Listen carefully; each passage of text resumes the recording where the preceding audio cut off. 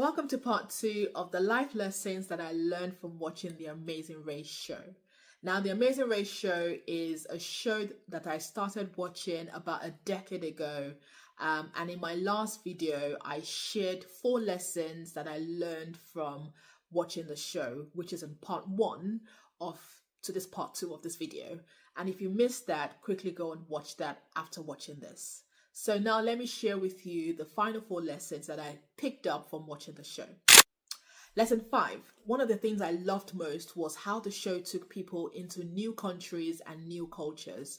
So contestants tried food that they had never seen before. They spoke languages that they didn't understand and worked with locals to complete challenges and tasks that were assigned to them. It also reminded me that life is so much more bigger than our little bubble, and the more we embraced our differences, the richer our journey becomes. Lesson 6 was that there were also times when teams had almost nothing. So they had little money, no comfort, no familiar ground, yet they found ways to keep going. And that showed me that resourcefulness will always take you further than the resources you think you lack. Does that make sense? Now, in lesson 7, I noticed too that what people remembered most wasn't the prize at the end of the day, wasn't the prize money at the end of the day, but the stories, the growth, and the memories that they collected along the way. You see, life is exactly the same.